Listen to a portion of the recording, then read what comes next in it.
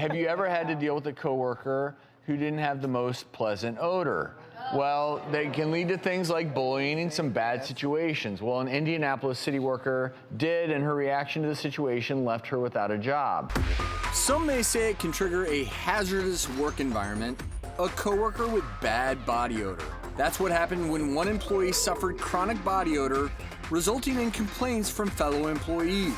One woman reported the pungent smell to her supervisor. She and other workers even took matters into their own hands and installed air fresheners around the office. Then the tables turned. Months later, complaints were made about the air freshening units, and the woman who vented about the odor was fired. Now she's suing for unfair termination. How does anyone address an already uncomfortable situation without the fear of losing their job?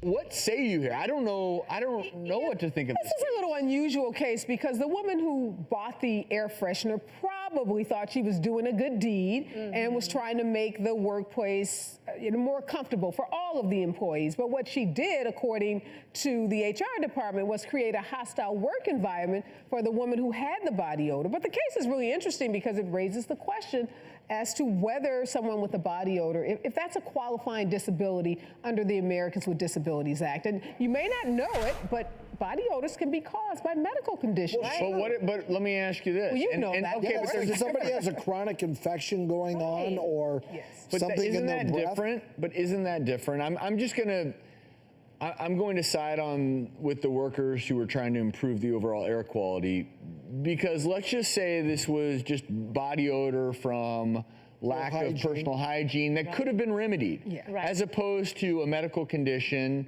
and there was nothing that the employee could do. I mean, you seem to be stretching the limits here of what is considered a disability. If I just choose to never bathe and I smell terrible and every single person in this room can't handle my odor and all I had to do was go shower to fix it, that's not a disability. That's totally different. That's a choice. That's a choice. That's poor hygiene. That's very different than the infection or someone who has a medical condition that then causes the body odor. I think the problem in this case is the employees that were trying to fix the situation should have probably left it to the employer. But they did, apparently. Well, they went to them, but we don't really know what happened there.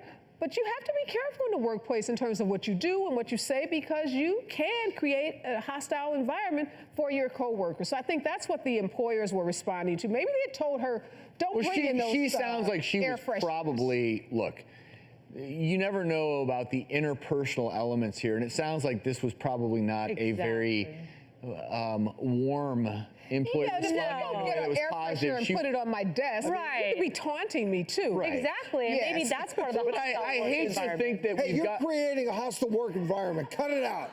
Yeah. It doesn't matter because I'm the judge. Oh. The gavel has been pounded. Yeah.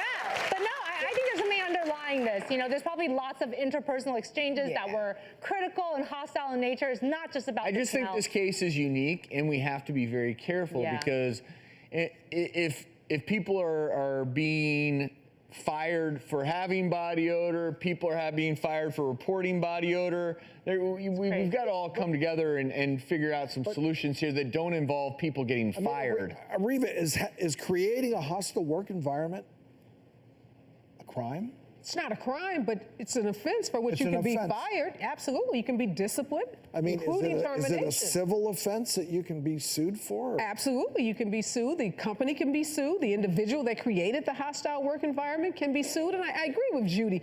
The woman probably didn't discreetly go out and bring in air fresheners. There's probably eye rolling and comments and other kinds of body language that shamed the woman with the body odor. And I'm presuming that this body odor was related to a medical condition, not just poor hygiene. If not, you know, it's a different situation. But if she had a legitimate body odor, again, I want to see, what was the company doing? The employer had the ultimate responsibility to talk to all of the employees and to create a working environment that was comfortable, not just for the woman with the body odor, but for her coworkers. And they it's so true. And takeaway here is, can't we all just get along? Get along. And take showers. Get along and take showers. Here's to a happy work environment.